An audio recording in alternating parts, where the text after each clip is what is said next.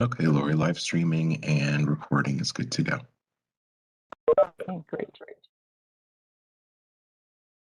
So Diane, Timber Perfect will be coming in late because there's a GCAC board meeting this morning. I see.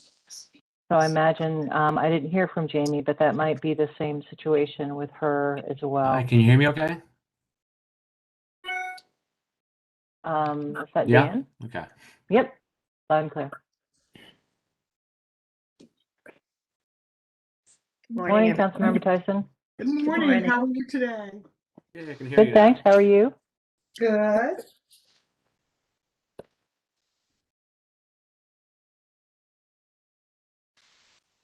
All right, so we get started though. Good morning, everyone. It's good to see you all.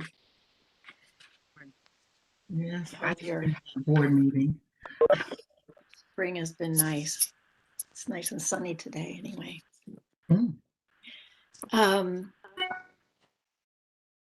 We've had a lot I've been thinking about this committee every day since we've last met. It's extremely important to me, and I've been going back and forth through all of the comments and that you've made. And I met with Lori yesterday and Marine to try to kind of organize some of our thoughts.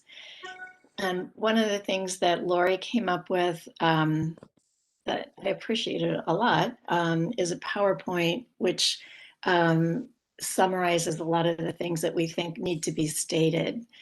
Let me first just tell you that thank you, Lori, for the minutes. I appreciate those. I don't know that if anyone needs a moment to look at them, that's fine. Yeah, I mean, I think we can move ahead. This isn't a committee that we have to approve minutes, is it, Lori? I think if we can, that would be good. If there's any corrections, Okay. additions, keep in mind that the full meeting is also memorialized on YouTube, on the city's YouTube channel, where there's greater detail. That's true. And I apologize. I keep thinking of that beginning of one of the Jane Austen novels. It's a truth universally held, for me anyway, that if one technology issue goes bad, there's probably about 10 more to follow in quick succession. So oh no, apologize for getting these to you so late.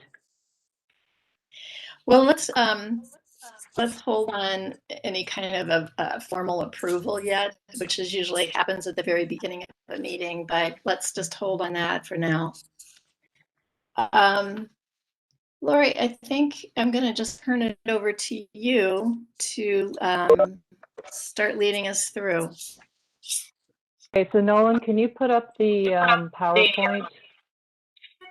And I'd like to ask that if you're not speaking right now, that you mute. I know my computer seems to have an issue sometimes with echoing. I hope that's not a problem.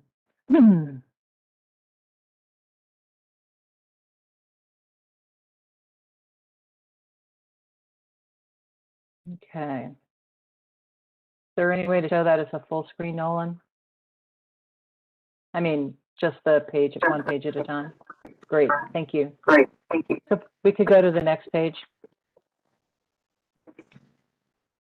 As Diane said, I'm sure we're not the only ones doing that did a lot of thinking about this committee after the first meeting, and I went back and watched it on YouTube, listened to the recording that we have, and it seems to me that we just needed to go back and touch and do a better job talking about authority, the Art Commission's authority, the committee's role, and also some understanding of the Art Commission and its role through Council Code or Columbus Code 3115. The Columbus Art Commission was seated in, I think, 2007. although the code's been on the books for a very long time, probably since like 1960 or 1959, but it wasn't seeded until 2007. And per the code, it has the duty to review and examine, consider all works of art acquired by the city. So, or consider for placement, even temporary placement, loan on city property. And to do that before acquisition, before we actually have that in our, on our property or in one of our facilities. Also to review and consider the removal, relocation, alteration of any existing work of art in the possession of the city. So as you may recall, the administration asked for the Art Commission to approve the removal of the Christopher Columbus statue.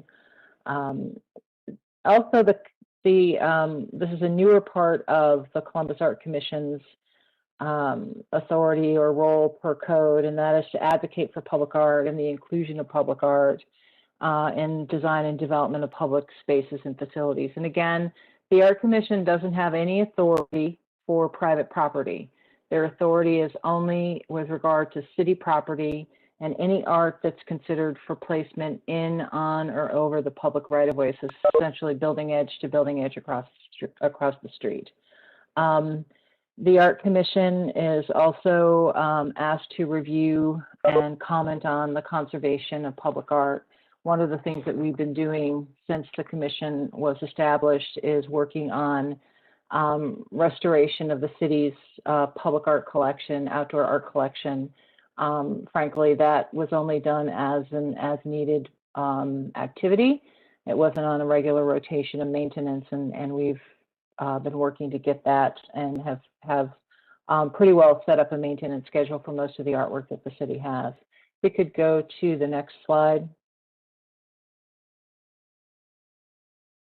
So the Art Commission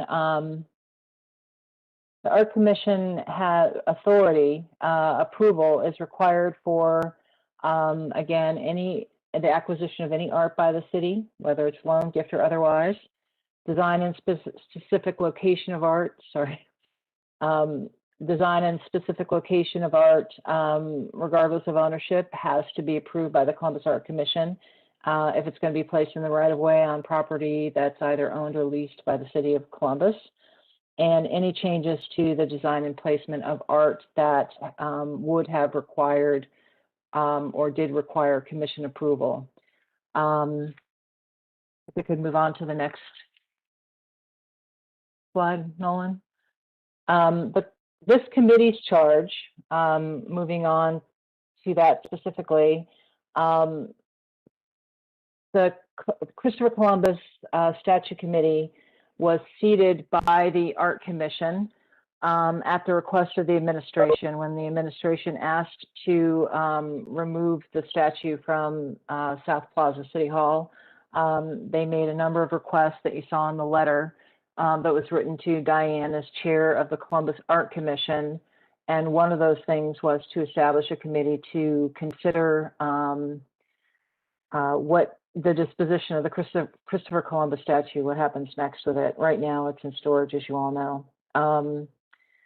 So that's the main purpose of the committee, is to consider the disposition of the statue, to discuss the context and or curatorial narrative for the piece, whether it's recommended to remain in storage or be placed in a new community location.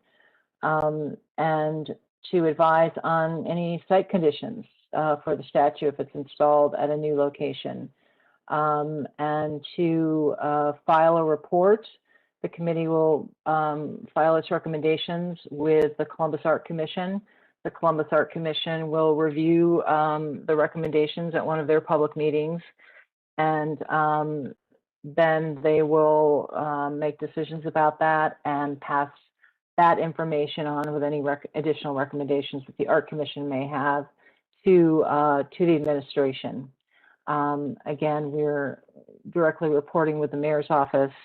My understanding is that then the administration would be sharing that information with council, because I'm sure that they'll have an interest in the committee's work and recommendations. Nolan, if we could move to the next slide. So those are the basic kind of parameters for the Art Commission and for the committee. And just as a stepping off point, I want to go over some basic framework for recommendations in terms of things that are unlikely to change. We're not looking to dismantle the piece. It's stored safely, and until there's a decision about it, it will remain in storage. Just like a museum doesn't have all of its pieces out all the time. Sometimes things do remain in storage. It's still part of the collection. It's not going to be given away. You'd be surprised at some of the inquiries that we've received asking for the statue, and it's not going to be given away. It's part of the city's art collection and will remain part of the city. It's not going to return to the location that it was at City Hall or to City Hall. The decision was made to remove it from City Hall, and a new location may be found, a public location on another city property, park, or just another location, but it won't be returning back to City Hall or likely be placed anywhere within the city's downtown campus. And the downtown campus is considered that kind of loop from City Hall to the new Coleman Administration Building between Front and Marconi Boulevard. And there are a lot of issues affecting people's thoughts and opinions and feelings about the Christopher Columbus statue specifically. And just wanted to put out there that there are some issues that transcend the physical sculpture itself, and they're significant, and they need an outlet, and likely an outlet beyond this committee in order to be properly addressed. I think a little of that was discussed at the first meeting, that you know, there are a lot of truths that surround this, and it's difficult for a committee like this to be able to grapple with all of those issues, and there may need to be something that the city does in a different way. I'm not going to try and present that I'm conflict mediator or you know, social service person to sort all of those out. Certainly there'll be some discussion of those issues, but I think there needs to be some recommendation or some understanding that there are some issues that just really may be beyond the scope of this particular committee in order to be properly addressed, because they're big issues and they need to be addressed in a thoughtful way. Nolan, can we go to the next? So we talked about criteria, and in the administration's letter to the Columbus Art Commission, it talked about if the piece is returned to or placed in a new location, that it needs to be done so within a proper context. And this is certainly something that we can talk about, add to, take away from, but there are certain contextual criteria that come to mind thinking about the piece and any information that may need to accompany it to a new location if that happens, but also information that we need to have within the city's, you know, our public art materials, because as I said, the piece remains part of the city, whether it's in storage or whether it's placed again in a public location. And that's historical.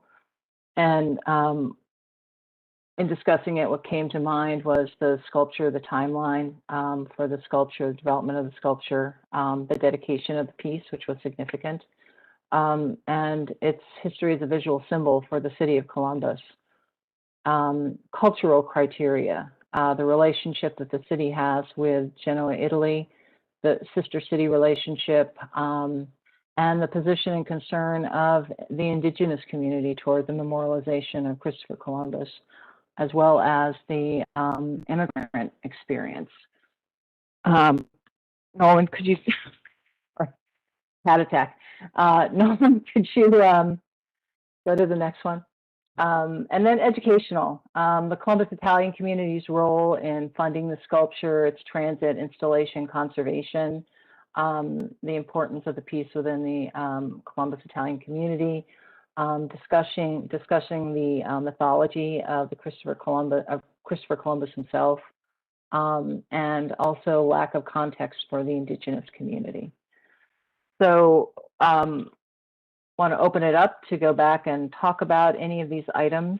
But most importantly, I think the framework, if we could have some agreement on those items, that it will help us as we're moving forward toward making recommendations for the piece.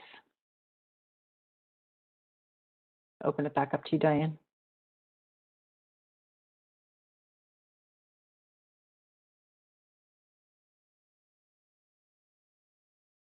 Wait, I can't hear Diane. Yeah, I think we lost our sound. I thought it was just me. Yep, nope, I was muted. Thanks. Thank you, Lori. Thanks for that summary. I think it speaks very well for what I heard and what I think will help us organize our thoughts. So if today we can talk about these contextual criteria, in my head, I'm thinking that eventually some of our discussion and some more thinking toward our the framework of this discussion would accompany the work no matter where it is or whenever it is represented. So I personally like thinking about that historical context because it feels very factual. The creation of the piece, the gift from Genoa, the dedication, the art historical background of the piece, and for me, that symbol of the city, which is one of several city symbols that have occurred over the past, well, I've been here all my life. There was brushstrokes in flight. Some of those were experience Columbus-based symbols of the city. And then eventually another committee of the Columbus Art Commission will be talking about city symbols as a specific moving forward, changing that symbol. So at least for historical, those things for me stood out as perhaps non-debatable. And, you know, we can discuss those if there are any things that you particularly want to see kept alive along with the sculpture. Please let us know. And then the basic framework here on that slide. Let me ask you if you have any questions about these statements. I'll throw it out for you to respond. We're on the basic framework for the committee recommendation slide.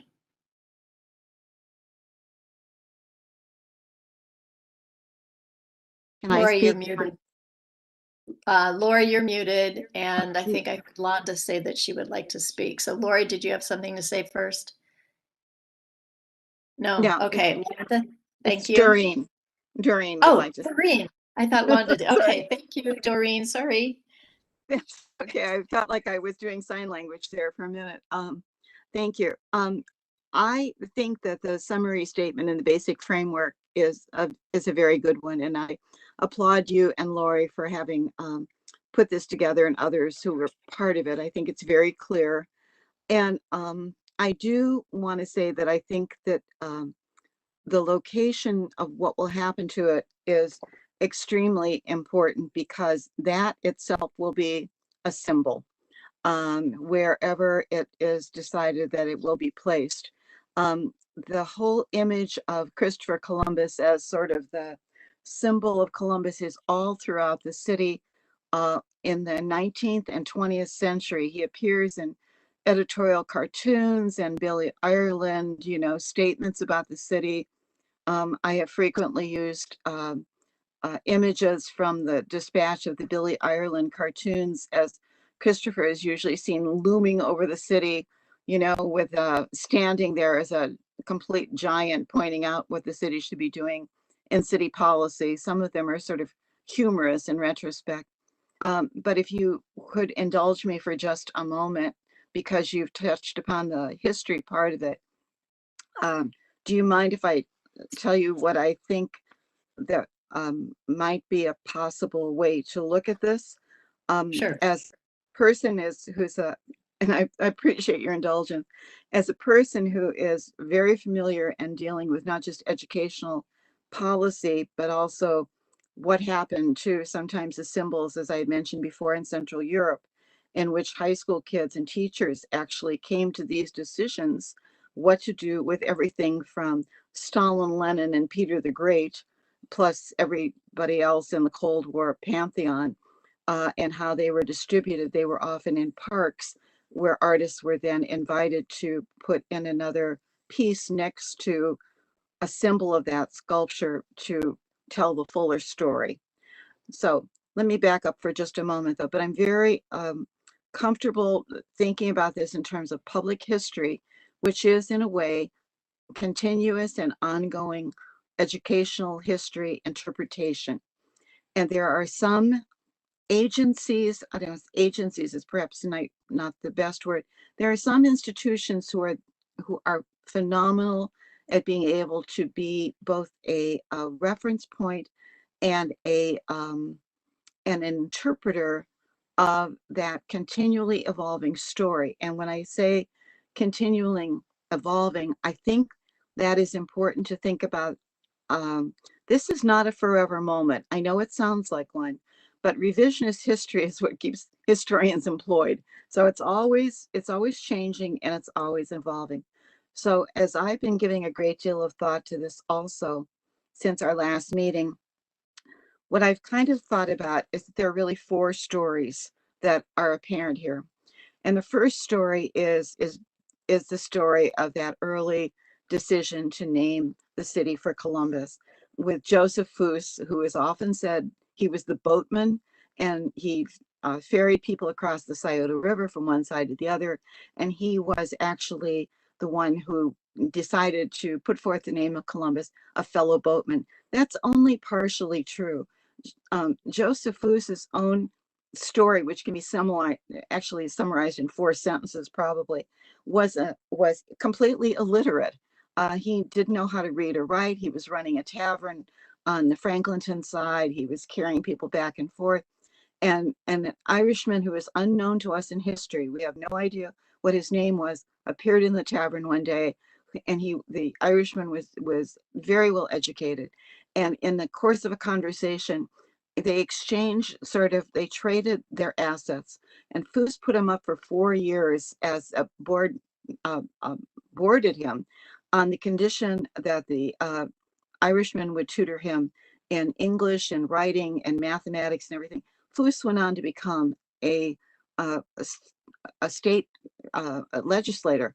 He was absolutely brilliant at what he had done, and not for this first immigrant, this is my point, who came in, and there was this symbiotic relationship. So Foos was also an explorer in the sense that everybody in Franklinton was an explorer at some point. This was a wilderness. This was new to them. So for them to look, it's why Fernando Cortez Kelton was not a Spanishman. My gosh, he was from New England, but he was named for what people thought were the pantheons of people who were contributing to North America. Let's put it this way. The second story that becomes apparent is that is the whole revisionist history of Columbus as a person and as an explorer, which I think is absolutely important because that's the never-ending part of the story. We know so much more in the 20th century about Columbus and about actually even the impact of the voyages on North America that it is very apparent that if it's a cursory look, oh gosh, we were wrong. He really was a bad guy. Shame on us. Let's just shuffle that one off. You can't bury history that way. It just comes back to bite you in the end. And what you need to do is be able to have the capacity to explain. We know more now than any generation would have the impact on indigenous people throughout North America. And of course, Columbus is not here with the Shawnee by any means, and yet we seem to send them off to Shawnee Hills, Kansas.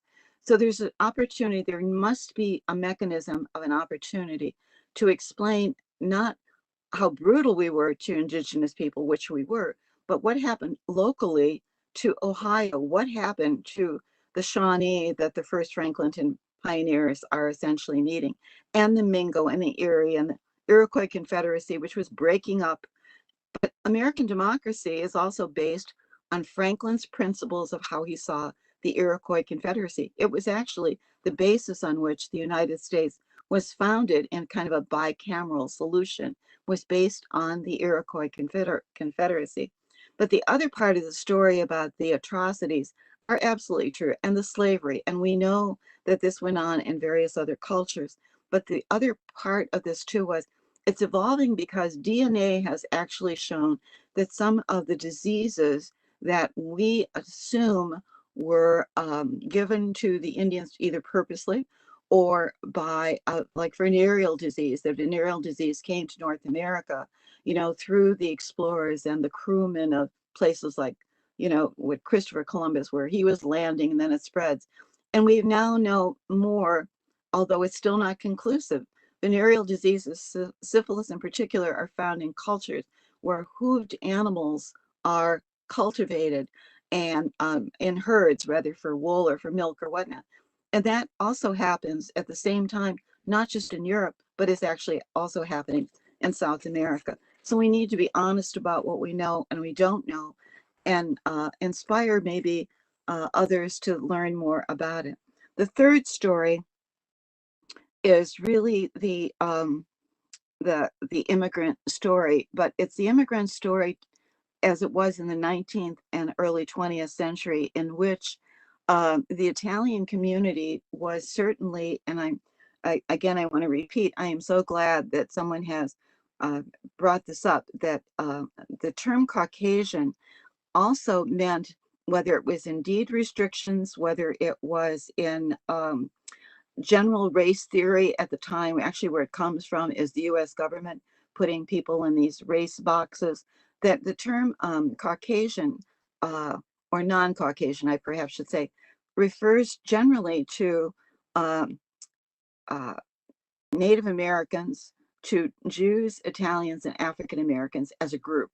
And the last three being specifically targeted as if they were one single group: Jews, Italians, and African Americans. And you can find this in popular culture. You can find it in deed restrictions.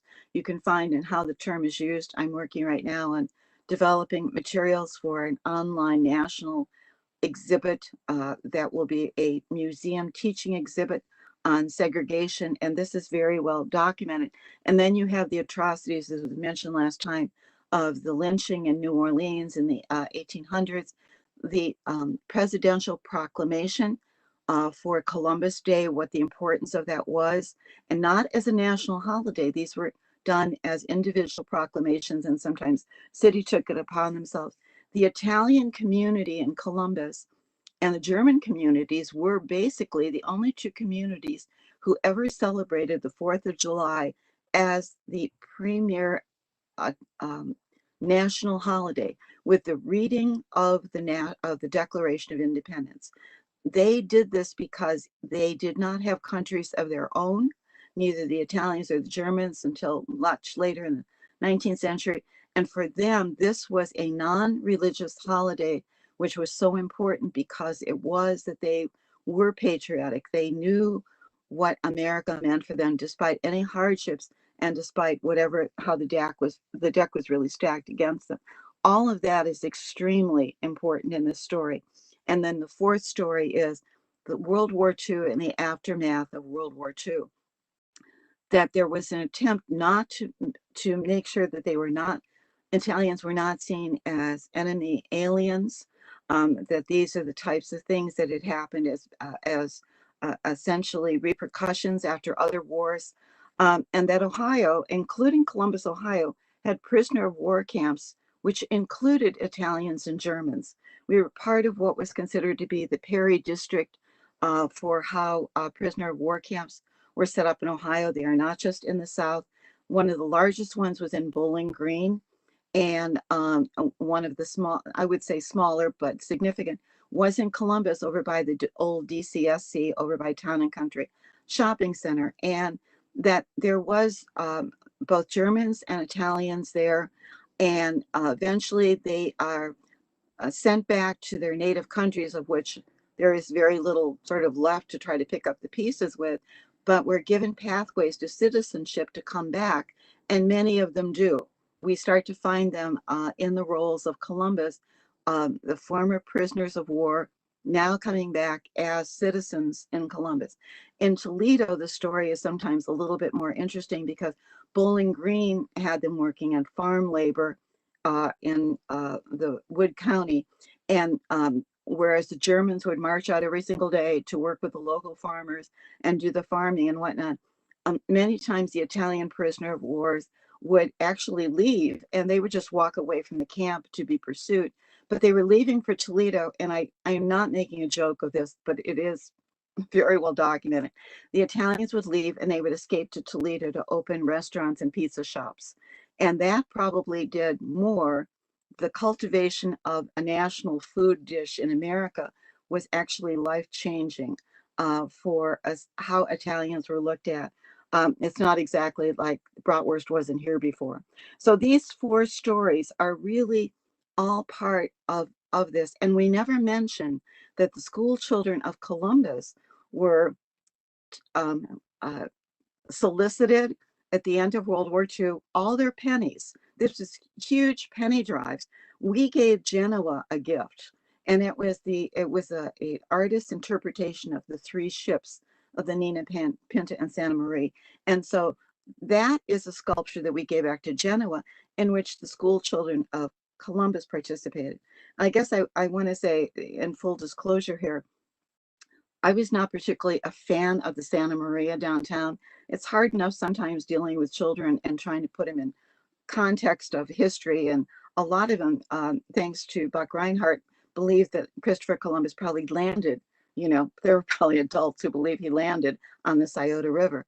And so when Columbus Day would come, and I was in a nearby directing service learning projects, teaching English and history, I had students who routinely, we would walk down on Columbus Day, and we would stand there with signs about supporting, remembering Indigenous people, that the Santa Maria was almost always more the object, and Christopher Columbus was not seen as necessarily the object of a site of protest.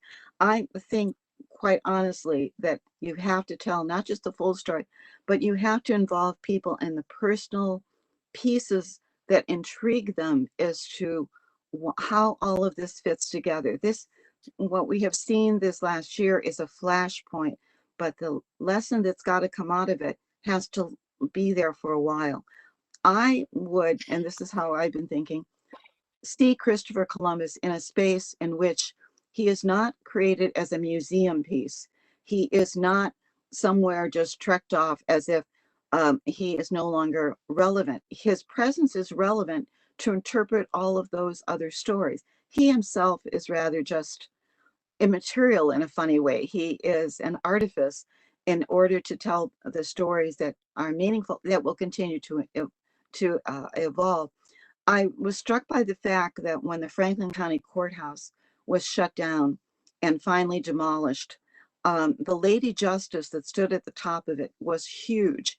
She has been in a warehouse in the museum on Hudson Avenue behind, close to Ohio History Center, and her head and her hands and the scale of justice were saved by the Franklin County Historical Society, which no longer exists, and which for the most part, sometimes local history associations, and I say this as a historian and one of the founders actually of the original Columbus Historical Society do not have the capability to do interpretation or tell the full story. I'm starting to think that putting that statue in a space that was large enough to contain the statue and yet provide the resources for interpretation is something more like the Columbus Library downtown in the atrium that has the Amina Robinson mural going up the side. Because in a funny way, juxtaposed to each other, they tell two very, very different stories, but they also reflect both migration and immigration. But the library itself is a complete resource for how do you interpret symbols? Where would I find out more about those Native Americans that the original settlers would have found? Where will I find things about Joseph Foos? Where will I find things about the history of the branding of Christopher Columbus to the city and how this became a flashpoint? The public library, because of its very nature, is open. It's like the most accessible piece of way we can interpret and continue to do research and further interpretation and humanities conferences or whatever else it would take, or school children coming through, plus protecting the statue itself by showing it as an artifact, but not something that is going to be buried and perhaps misinterpreted by an organizations that may be less able to have the ability to disseminate the information. I promise that will be the last thing I'll say. I'm out.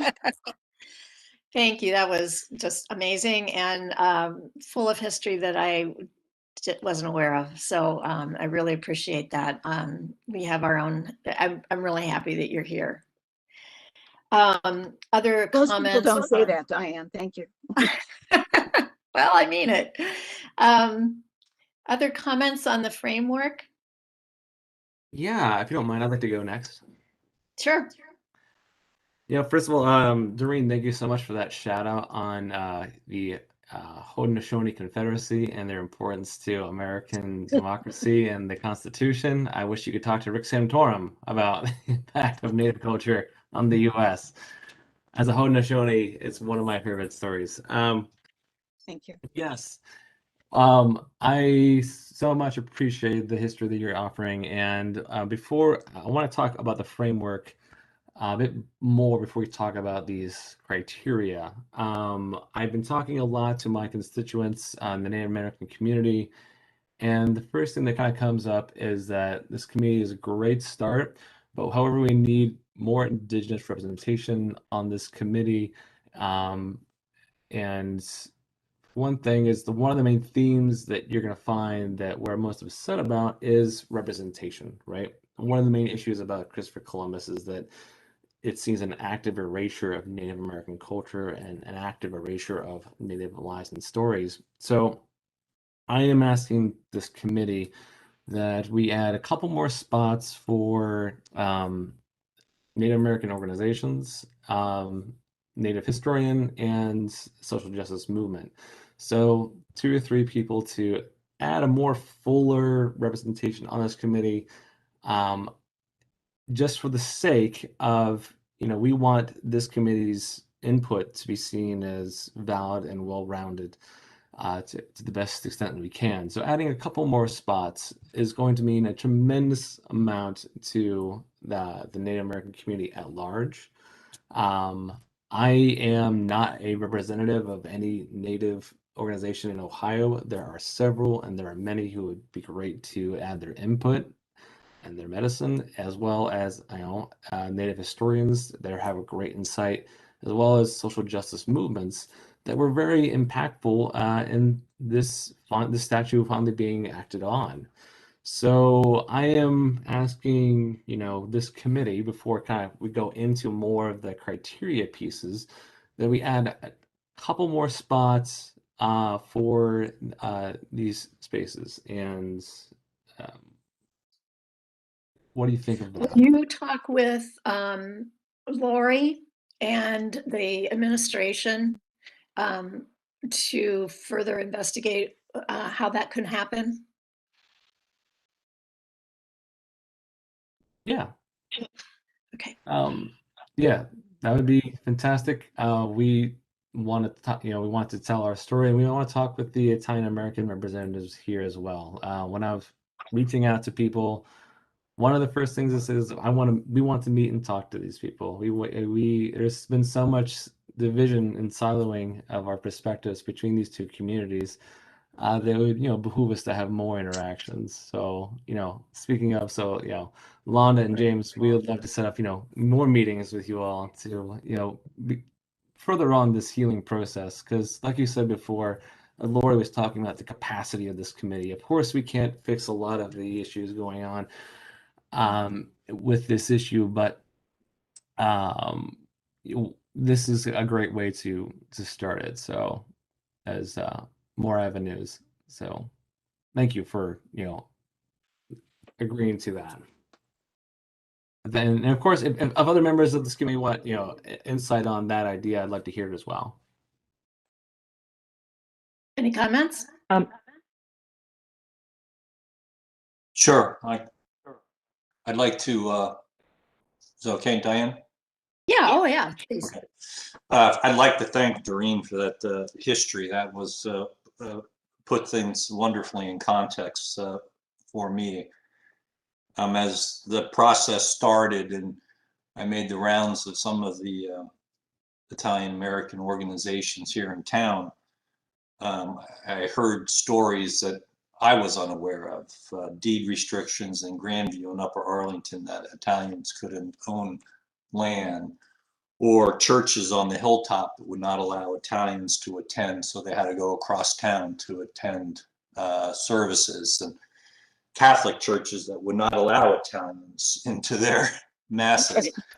And so there is an important historical context, and I think that I can't say that this is a consensus, but it was an overwhelming opinion that Columbus was selected as a symbol and not as a man.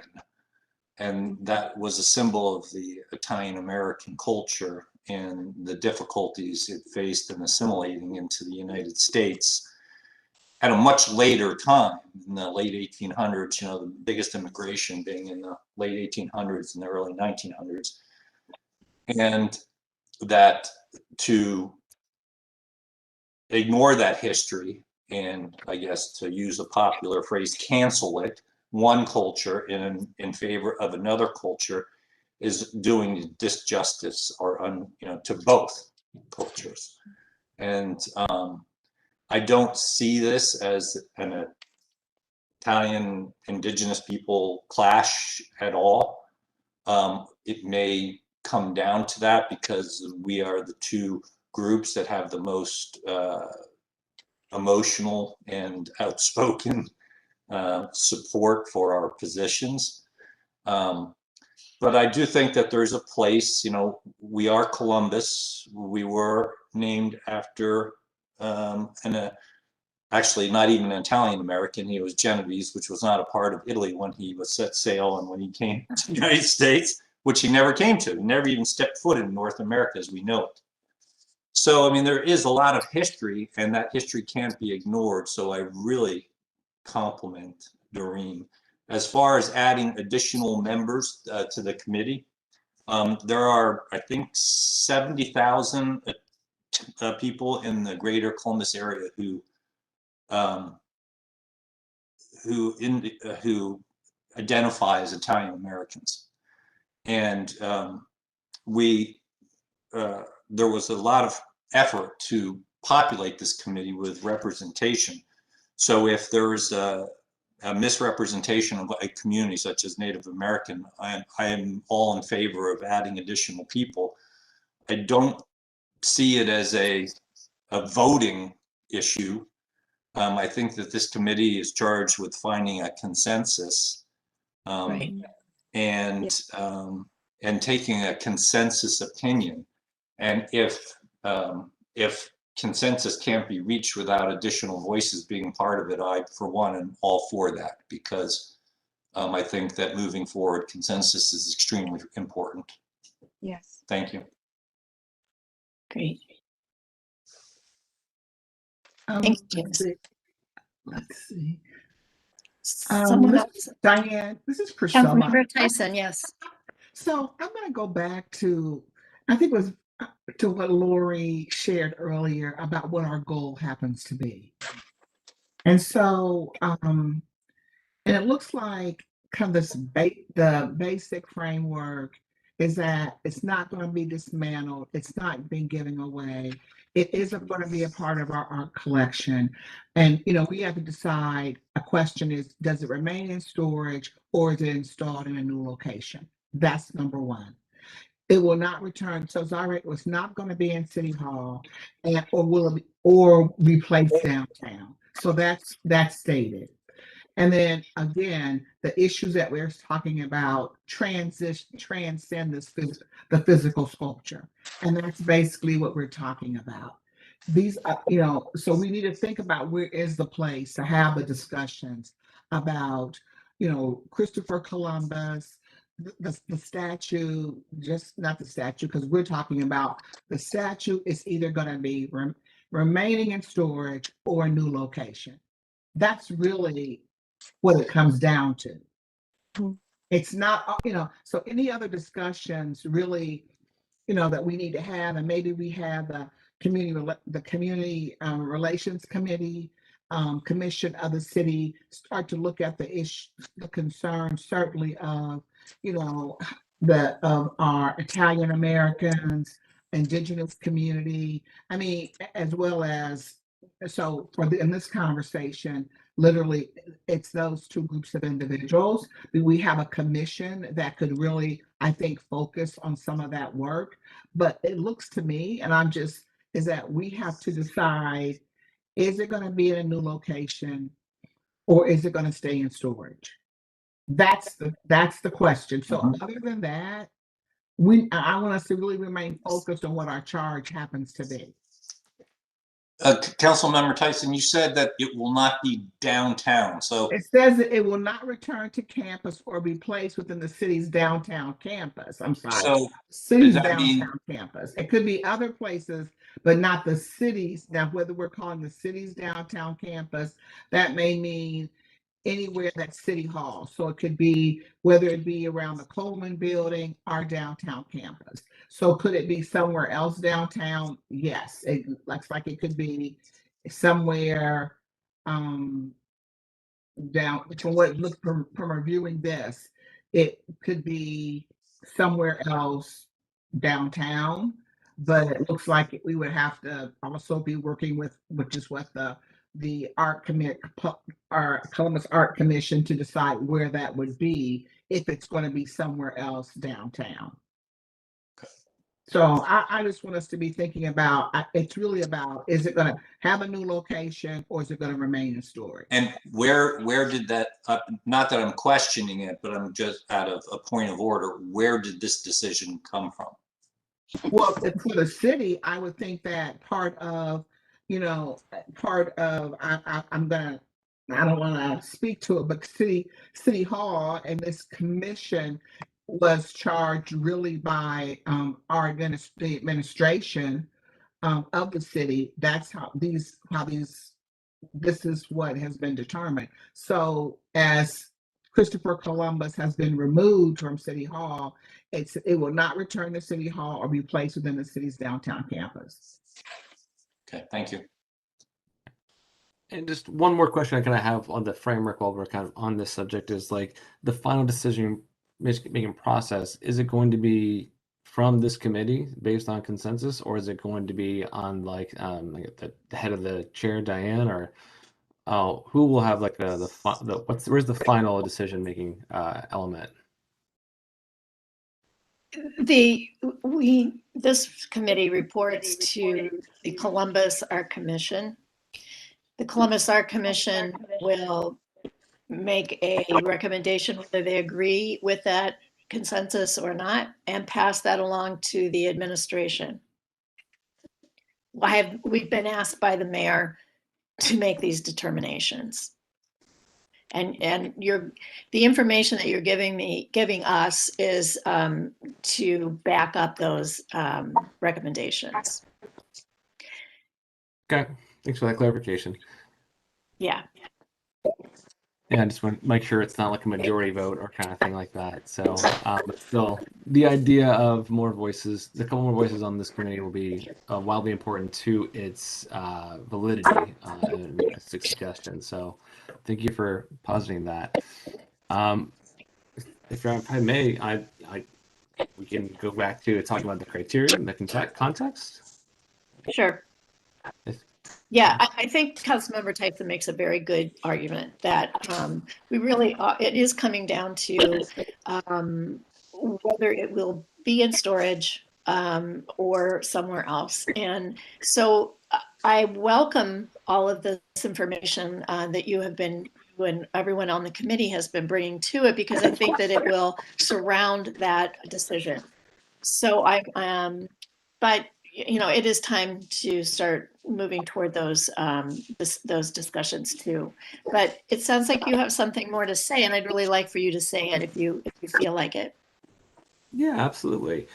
And when I was talking with the people, a lot of the Native community, they are amenable to the statue possibly going back up in the right context. No one knows racial and cultural destruction than Native Americans, and we would hate to see the Italian American community their struggle removed. We know what it's like to be ignored. We know what it's like to be not welcomed into this part of the society. We know what it's like to be persecuted and discriminated. And how I'm sorry, important. Dan, if I could just, I don't mean to interrupt you, but if you're not speaking, if you could turn off your microphone, we're getting a lot of feedback. So again, if you're not actively speaking right now, could you mute your microphone? Other committee members, please. Thank you. Sorry, Dan, please continue. Yeah. Great. Yeah, where was I? Oh, right. So the idea is one of the most upsetting things about the Columbus statue is our story has not been told, is not being told, and it's been actively erased. And that's why it's so important to have more bodies on this commission and more outreach to the community, I guess, to offer their insight of how this statue has done harm. So I'm just going to kind of read some stuff I kind of prepared to kind of briefly kind of overview how I and see this. So what Indigenous people in America are asking for specifically in our city is not an eradication of the history of Christopher Columbus, as some may frame it, but rather truth-telling, reconciliation, acknowledgement of the harm done to our ancestors and to our cultures. We are not upset that history has happened. We are upset that history is not recognized and sometimes completely rewritten. So many times when I tell people I'm Native, I get the response, "You're still here?" Many people think that we still don't exist. And that myth kind of exists because for so long, our stories haven't mattered. Our stories don't matter. When our stories don't matter, it makes it much easier for our lives to not matter, easier for our treaties to be ignored, easier to ignore the murdered and missing Indigenous women crisis going on. It makes it easier to build dangerous oil pipelines through our lands without consent. It makes it easier to ridicule and humiliate our culture through sports team mascots. Current usage of Christopher Columbus symbols no longer represent the heroic discovery and exploration in our society that we were taught about in schools. They are reminders of an active erasure and willful ignorance of Native American history.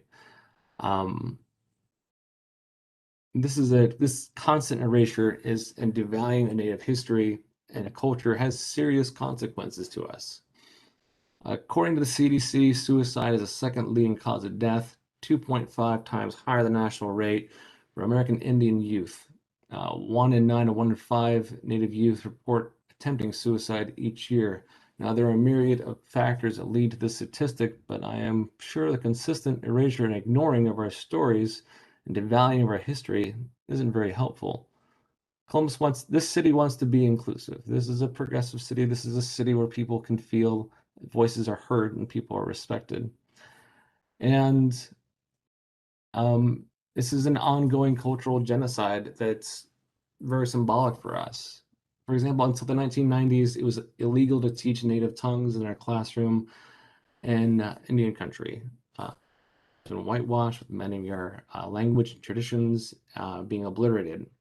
We've had our native children stolen from our homes up until the 1950s and put into Christian boarding schools where they were beaten for speaking their language, punished for dancing, punished for celebrating the culture. These are all things really important to keep in mind is when we talk about why this statue was asked to be taken down by so many people in the community. And I feel that things that, the kind of asks that I have thinking about are, one is to historically name the atrocities. Like what Doreen was talking about, with a lot of the 4 stories that she mentioned, a lot of people don't know the specific atrocities that Christopher committed. And when they do find that he, sold women into sex slavery, murdered indiscriminately, took the entire population of this island from 300,000 to barely 50 in 50 years, people think that, oh, well, why were we told this? And, if this is true, then Native lives don't matter in a lot of ways. So from a national perspective, from a larger perspective, this is kind of the impact that's going on here. And people don't know the story of, the Italian American community in, Columbus, Ohio, and the Italian American, why we choose this figure. And I think that's a very important story to tell. And I think that, there might be space for, these stories to be had. And these are the kind of considerations that we're asking for. Also, it's important for the city to kind of recognize that this statue has done harm to people. This statue, these symbols, have been protested for a long time, and the city has consistently ignored that. So I feel that the city at some point needs to recognize, an official statement, the impact that it's had on Native American people and people who are affiliated. So I think that another way to do that is honoring Indigenous Peoples Day. It was very strange that we stopped celebrating Columbus Day when everyone was celebrating Indigenous Peoples Day, and then what was the holiday they replaced it with? Was it like a Second Armed Forces Day or something? Anyway, there wasn't too much when they made the announcement to stop celebrating Columbus Day. We all thought, oh, this would be a good time to celebrate Indigenous Peoples Day. And I think that this is a good moment to think about that as well. So these are kind of the context that we want to bring there. I think that there is a lot of promise here. I think it's on a national level that can provide a lot of healing. And for healing to happen, first we need to hear the people who is harmed. So that's why it's so important to have more bodies on the committee, some form of public testimonials from Native people, so our Italian American colleagues can hear and listen, as well as the city, definitively, what's happened, and for that harm to be addressed and that wound to be closed. And I think that we can do that, and I think that I see a lot of promise in that. So thank you.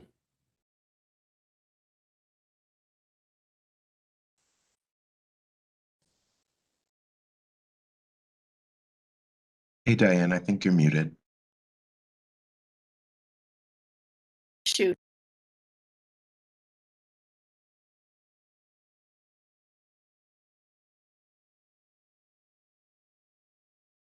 Should we return this to the community? It's very important that we have this kind of context. So that is, it is important that we speak these thoughts and have these discussions. Yeah, so storage and placement still is our goal. I am understanding that Londa has raised her hand. I'm sorry, I didn't see you, but would you still like to speak, Londa? I would like to very much. Thank you. Again, the beautiful words that Diane has spoken. Just wanted to acknowledge that.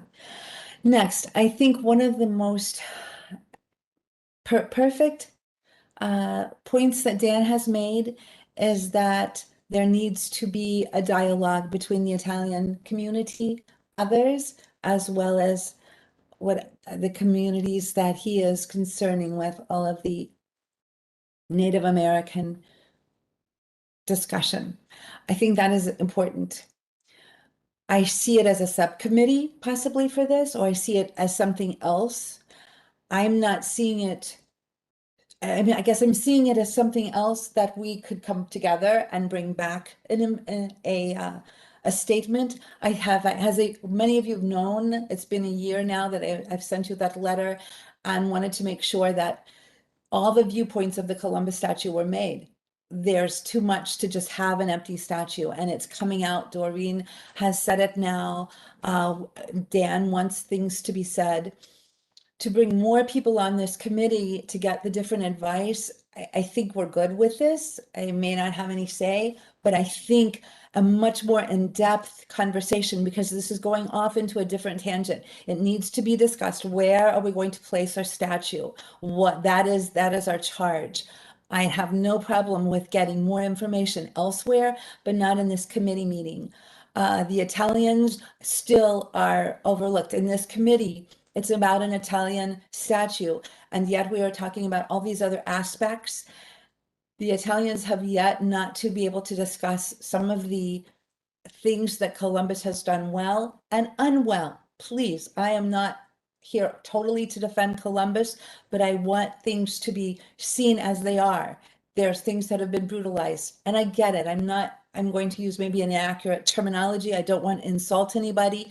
Bottom line is, yes, let's have a discussion. Let's have a discussion elsewhere. Dan, you, I, Jamie, whomever could get together and really talk at another location. Bring in all the individuals that you're talking about.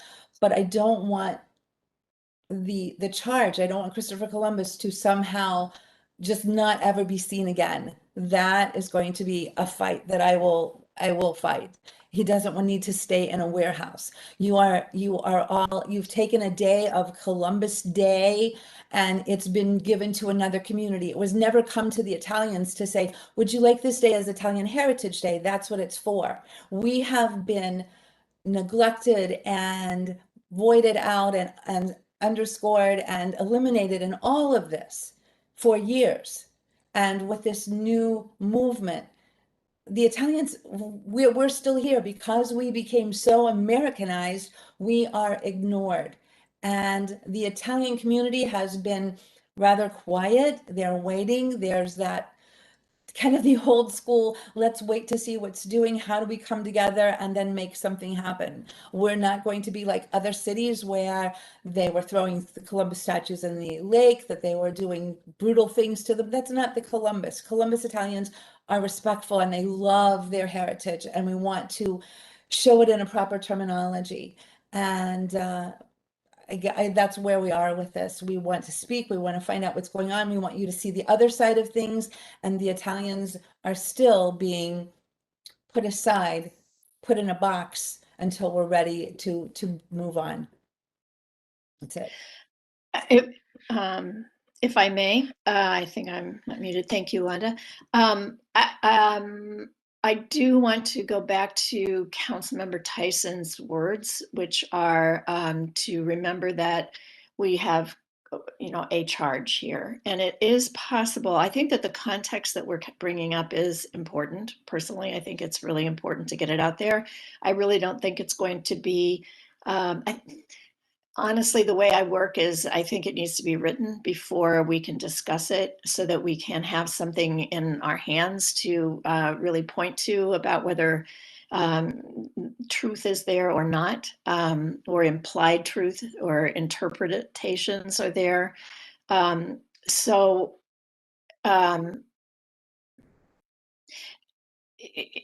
go back to the steps that we are working on now, and that is the framework and the next steps for taking care of the piece. Lori, can you get me back on track? I will try. Do you want to see the slideshow again? Which page did you want to look at? I'm sorry. Well, we are getting off track, and I think Well, what? I think that there's an element. I mean, from a staff perspective, you know, we in the framework, there are issues that are very deep and you know, maybe transcend this particular conversation. I also want to just state for consideration that yes, the heart of this committee is whether the piece remains in storage for a period of time, a longer time, or whether it is returned to a new location in the community. But if it's returned to a new location in the community, it's not as though it's just going to be taken out and plopped somewhere. You know, there needs to be context that's associated with the piece wherever it goes, and certainly public art that comes to the Art Commission. One of the things that's always talked about is context. You know, is the placement the right place? Are the conditions there to support the piece? Which for this particular piece, it's a 20-foot tall statue. It's a big piece. It's also something that people feel very passionately about in a whole variety of ways. So, you know, safety for the piece, safety for people interacting with the piece needs to be a consideration, but also, and even in the letter from the administration, context was important. You know, there needs to be information that accompanies that piece, and what might that be? And even if the details maybe aren't completely fleshed out within this committee, certainly making a recommendation and highlighting things that you believe should be part of that contextual information that goes with the piece, wherever its new location might be, I think is really important. You know, museums deal with this sort of thing all the time with their collections. Artists' work may be very popular, but the artists themselves may have issues associated with them. And so, you know, you go into an exhibition of something and there's some acknowledgement of that. So perspectives, I think, are important. And there also might be a recommendation of this committee that there might be another new public art piece that the city looks at creating associated with where the new Columbus, or where the new location is for the Christopher Columbus statue, getting at I think some of the issues of recognition of Indigenous people. It's not necessarily a right or wrong conversation, but it's a conversation, you know, kind of drawing from some of what Doreen talked about, where you start looking at the broader perspective. And, you know, I just like to put out there for you to think about if the recommendation of this committee is that the piece is returned to the community, the context of how this piece is returned, you know, the new site for this is also something that's important to have some committee recommendations about, so that it helps guide the Art Commission and the city in trying to figure out how to do this in a comprehensive way, in a way that does justice to many of the things that are talked about in terms of the general immigrant experience, Italian community experience, Indigenous people. Not trying to solve all of those, but certainly there is must be a way that we can do this that is contextually honest and addressing those things. Not sure if that's what you're looking for, Diane. Thank you. Yes, definitely. Dan, I think your hand's up. Yes, thank you so much. And I love the idea of talking about the placement of issue.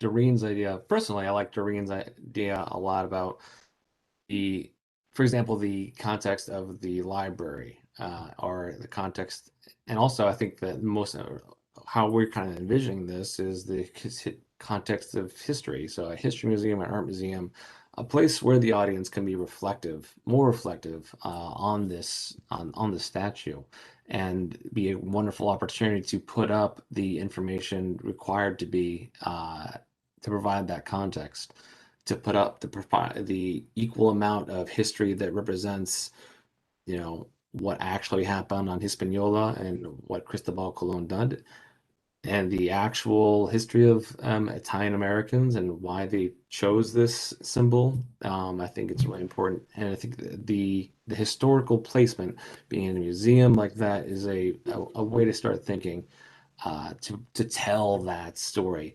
Like you said, if we just plop it somewhere with context, it can be harmful, and it can be harmful to is this a symbol that, and a little plaque isn't going to help explain everything. But in the context of a museum, or context of a historical space that you create, can definitely tell that story more appropriately. And I agree with Londa. I'm so excited to organize some kind of meeting, some kind of subcommittee where we talk about us directly. I think that's a fantastic idea. In terms of the recommendation of having some more people on this committee, 1 or 2, is just so we can make sure that you're hearing all of the information you need to hear, and also for us to relay back to our communities as well. Like I am just one, Native American father and educator in Ohio, and I think that that insight's going to help a lot. So going back, I love the idea of Doreen kind of had in that kind of theme, and I look forward to sitting down at a wonderful Italian restaurant, having some grappa and talking about how we feel about this issue more personally. Great. Okay. No grappa. Okay. Kimber, do you have your hand up? Yes, good morning, everyone. First of all, my apologies. I Good had morning. a conflict and joined the meeting late. I just want to reiterate that I support Dan's suggestion of having more representation from the Indigenous community on this committee. So I wanted to just reinforce that. Thank you all. Okay, thanks. I think I can actually say that although just 2 people have brought it up, or maybe 3, that we could maybe have a beginning of an agreement that the context for the sculpture should be a place where there is, what was it? The audience can be reflective, and the context for the sculpture itself can be displayed. What do you think? Is that something that we can all agree on?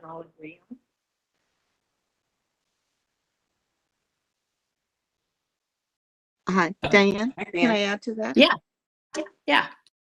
Okay. I think that may be something we can all agree on. But I'm also wondering if we might be able to agree that the discussion of another piece of sculpture, and I can understand the mayor's position in wanting to be inclusive, but I think that's a completely separate discussion that involves perhaps other people in the same way Dan has suggested, of New Americans and others, or other immigrant groups. I don't want to make it look like we're substituting. We've got one statue and it became controversial, and now it's kind of in a warehouse and now we'll come up with something else and we'll make that a new symbol. I think that was part of the problem with brushstrokes and flight, actually. You know, these things are much more organic. They just don't come from an ad campaign and they just can't be substituted. And I'm not implying that that was some kind of, purposeful, well, let's just do almost like, a bait and switch type of thing. So I'm also wondering if we might think about, I know people would like this to be resolved, but I think the depth of it is such that the timeline should be elongated. I really do. And it should be thought about very comprehensively. We've all said that, because when I even thought about sort of the library, it was in part because I would like to see recommendations that might help guide interpretation. The Columbus is the only municipality, as I understand it, in the United States that has a social justice park, which is on Broad, which is associated with First Congregational Church. And one of the things that I have been trying to work with, and this is not to be my project by any means, I don't mean that, was involving high school students from both Fort Hays and Cristo Rey in the downtown area, or others who were interested in forming, being able to do social justice walks that essentially use buildings and objects as examples of when people try to make things better, try to make things right.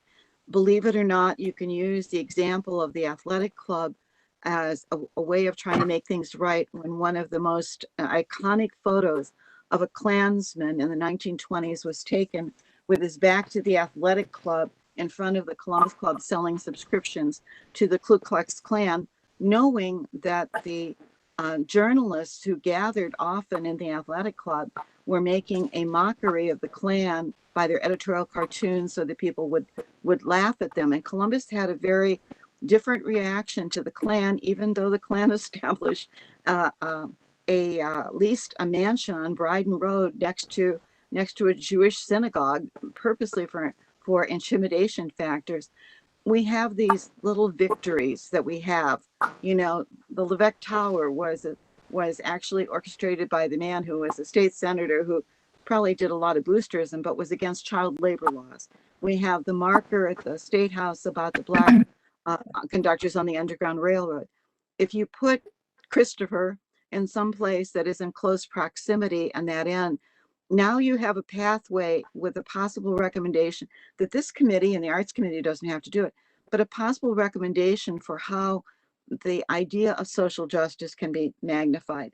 So I like the idea that Dan suggested, and I would love to hear more stories from the Italian American community, because I think they help us to determine the fabric of that narrative, which is what people will remember. They don't remember, and they don't have to remember timelines. They have to remember personal stories and where they will be able to reach them. So I am not necessarily advocating that it be, in fact, my warning is that historical societies and historical museums, and especially smaller historicals, do not have the capacity for the interpretation. And so what you need to do is that downtown sort of organization of institutions that he can blend into to tell better story, to tell it all, but also include what are the new generations that are coming in, and where will those stories be told? So I promised I wouldn't talk again, and I did. I'm sorry. That's it. I'm out. Okay. If I might. All right. Thank you. Thank you. Is this someone else have their hand up? I do. This is Jamie. Jamie has Yeah. hers up and I have mine. Oh, sure. I'm sorry. Go ahead, Kathy. Okay. I just wanted to say that Doreen, this Jamie, just 1 second. Doreen, could you mute yourself, please? Yes. Thank you. Sorry. No worries. I just wanted to say that while we're here to talk about the statue and where the statue will be placed, the commitment that our community has to telling our story over the course of the next couple of decades here and what we want that community to look like, that is an ongoing conversation. this committee's task is focused on this piece and how we begin to explore the context of how that should be presented, how we make sure that we have lots of different perspectives that are included. But my heart just swells when I hear, Dan and Londa talking about ongoing conversations, because that's the next phase of this. This first step is figuring out where Christopher goes and where his home is and how we present that. But I think the commitment that everybody here needs to have is to continuing the conversation about not just the Native American community and the Italian community, but the impact that has had on new Americans that have come here across the board, what visitors here have experienced. And so, I think it's easier to get kind of stuck in making sure we tell everything all at once. And I think part of what this experience is going to show us all is how much more in common we have than different, and really how we use this as a starting point for a conversation about our community and where we want to head, versus trying to wrap it all up in a certain period of time. Okay, I appreciate that. Did someone else have their hand up too? It's Kathy. Just briefly. Hi, Kathy. Yes. Yeah, I just wanted, again, to echo what's recently been said, is that I think it is a starting point. I think it's very healthy for us to really look at and appreciate what's come out of these discussions. I keep going back to jumps in my head is the fact that our city is named Columbus. I mean, it's our city is symbolic of the explorer Christopher Columbus. So this is tremendous from that viewpoint, but it also speaks to the fact that therefore it does make sense that we look to embracing the other side of the symbolism here, is that coming together, and that how we started with this one issue, that hopefully it leads to us having, whether it's, the park or the library, whatever, something that speaks to how this city looks at this issue of immigration and, subjugation and, what it's past, the good part, the bright part. I think it's just, I'm very excited and encouraged by listening to the discussions today, because I think it speaks so super well for everybody that's convened here. So I just wanted to add that. Thank you. As we're coming to a close, would you give us some idea if you are supportive of the framework? And may we understand that is where we're stepping off for our next discussions, which I have to say, there was someone who said something about elongating this discussion. And personally, my thought is to give us some space so that some of those other conversations can happen, and then rejoin to make sure that we've had some time to really think about some of these contextual conversations, and then come back and talk about the actual disposition of the sculpture. Anyway, may I ask if you are supportive of the basic framework that was in one of those slides? And that is, if I have my copy, that the work will not be dismantled, it will not be given away. It's part of the city's collection, whether it remains in storage or it's reinstalled in another location. It won't return to City Hall to be placed within the city's downtown campus. Am I still on? And we still need to address some of these significant non-physical discussions, non-physical comments and issues. Are we in agreement that is understood by us, so that we can, I I guess everyone is understanding and agrees with these statements. What do you think? Yes, I agree. Okay. I think we were I trying to give you a continue. show of hands, Diane. Yes. Oh, I'm sorry. Oh, good, good, good, good. Okay. I don't always see these things. Thank you, Nolan. Okay. All right, fine. That makes me feel better. I feel like I'm not it's not an argument. None of this is an argument. It's just a way to understand where we all are. At least some of us, and perhaps a broader discussion still has to be had. Lori,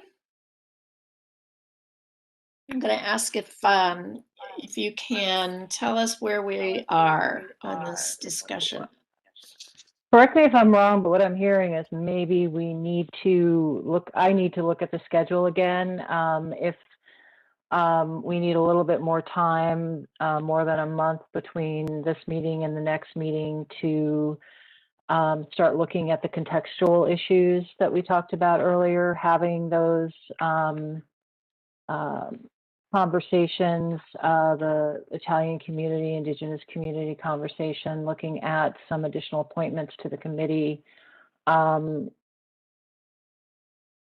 I interpreting that correctly? Not talking about suspending it, talking about giving a little bit more time for some of these other conversations that you've been discussing to happen, and then bring that information back into the full committee.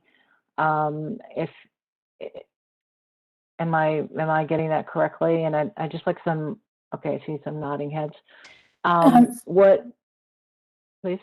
Sorry, is it your understanding that this group then also, so it sounds like the majority of the work in so many ways will be around the issue of representation and the providing of, of a comprehensive context. Is it your understanding that this committee will author that in some way or kickstart that somewhere? Well, I think kickstarting some of it. I mean, again, and it sounds a bit like, but I'm not going to say that's the decision because I don't think that's been made, of returning the piece to the community, but also the commission giving or committee giving guidelines, direction on how that happens. Again, we may not be able to, within this committee, flesh out all the details of the contextual information, how that is accompanies the piece, but certainly identifying major points that the committee would want to see addressed, and go with that, follow the piece, whatever that. Again, I have kind of a museum background, interpretive content narrative that accompanies the Christopher Columbus piece, the contextual information. But I guess, Marian, and for the rest of the committee, how would you like me to go about, or how would you like to go about having those additional conversations in more depth than what we're able to do in this particular format? As Dan brought up, and it seems as though there's a welcoming of conversation with members of the Indigenous community, Italian, Columbus Italian American community, to talk in greater depth about how just the issues of importance and what should be included, in terms of the context of the piece and where it goes next. I know we don't have much time here this morning, but I think there's really parallel paths. We do have to continue to discuss and vet the mission of where is that? And maybe we need to start that conversation at the same time as we're having the parallel path of, if Dan and Londa and I and other representatives of our communities want to get together and come up with our own recommendation to this commission outside of the work of the commission of where does the statute go. So I would hate to lose the momentum and see us delay the process. I might see the process extended, but we made progress from the last meeting. We will make progress the next meeting. Maybe we keep the schedule as it is, but maybe it gets extended another month or two. But I would hate to see this delayed, not delayed, but I would hate to see the momentum ended by not continuing these monthly meetings. And in the meantime, we'll make a commitment, if Dan and Londa are in agreement, that we'll get together and vet some of the issues that may be undercurrent, and we'll come back to the committee with our own discussions points. Does that make sense? Did I make sense? That makes sense to me, James. I like the idea that these are parallel, like the conversation that you and Londa and I and other Native people will have, being a parallel conversation, more kind of like the, finding our recommendations as well, but also kind of making sure our dialogue is pure and intact and we're able to express ourselves honestly, openly to each other. I'm agreeable to, I think I can pull together a good list of nominees for, it'd be nice to have a month to do that. So is our next meeting a month from now? Yeah, I'm pretty sure I can pull together. I'm making a list right now. We'll be making a meeting with these shareholders to talk about what kind of people we want to have on that committee and this committee. And I think that we can do that in the month, and definitely extending it, extending the timeline that we proposed, I think is doable. I don't know if my suggestion includes that, Dan. I am saying that maybe we have our own meeting outside of this. Yes, I agree with that. You can that. be the voice coming back in, but I don't know if we have if it's necessary. It's not as if we're a voting debate forum. Right. But I just a suggestion so we don't lose our momentum. That's all. Yeah. Totally agree with it. Perhaps after you all have met, you'll have a much better idea of what that looks like. So maybe if it's possible to get that parallel track meeting happening here in the next month, then you can report back to us how those conversations have gone, but also what it has done to change the timeline, if it has. And I'd like to invite Doreen to be our neutral party mediator, historian.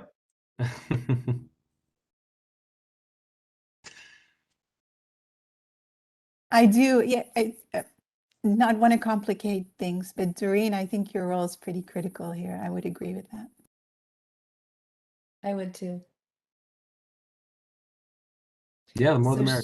So should we have a conversation, an email later, Dan, and we set something up, or did you want to set something up now?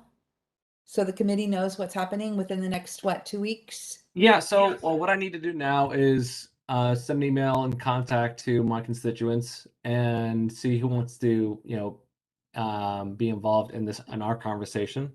If that is appropriate. A lot of them expressed interest that this is appropriate, but making sure. So give me about a week to reach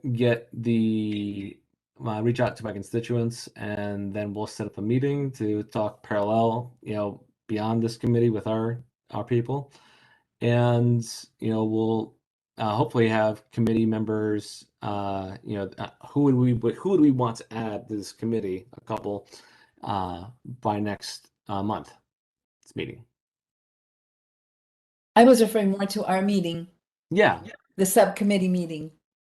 As far as adding to this, that's, I guess, another, but I just wanted to get ours going, and whoever you wanted to bring is wonderful. We can take it That's up offline. to Diane, I'm not there. We can take it offline so we don't keep everybody. Sure. Yeah. Mm-hmm. Yeah, give me a week and I'll reach out to you and James and whoever you'd like to invite that represents this community, and we'll have our own kind of meeting as well. And I'll talk to my community about further members to this meeting. So 2 conversations going on.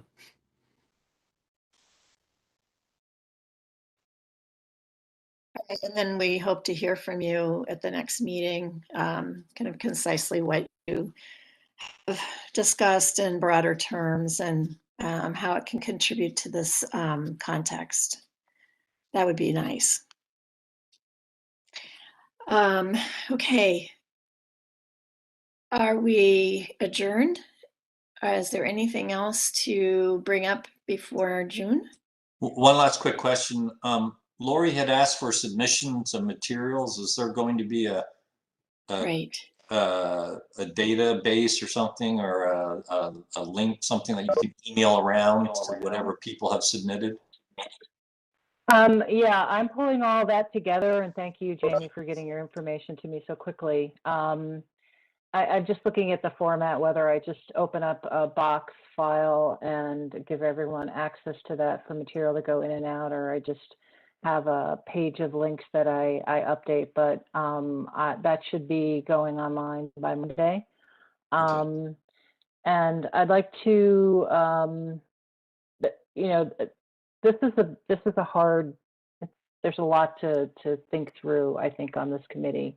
And as Diane mentioned, we've been giving it a lot of thought. I'm sure you all have been too. And I just want to thank you for, your hard work and getting to some agreement on the basic framework is kind of a big step for us, I think. So thank you all for that. Certainly there's more to come. And I'll be following up. And if you could let me know when you have that other subcommittee discussion set up, that would be great also. And if you have any questions or thoughts on how we might continue moving forward, certainly email, call me. I'd love to hear from you about that. Just very important. And Diana, I don't know if you have any other thoughts as we're signing off. Nope, I'm totally grateful for all of you and your comments and opinions, and that you're sticking with us, and I really appreciate you. Thanks. Bye, Have a good everyone. one. Bye. Thank you. Bye-bye, Bye. everyone.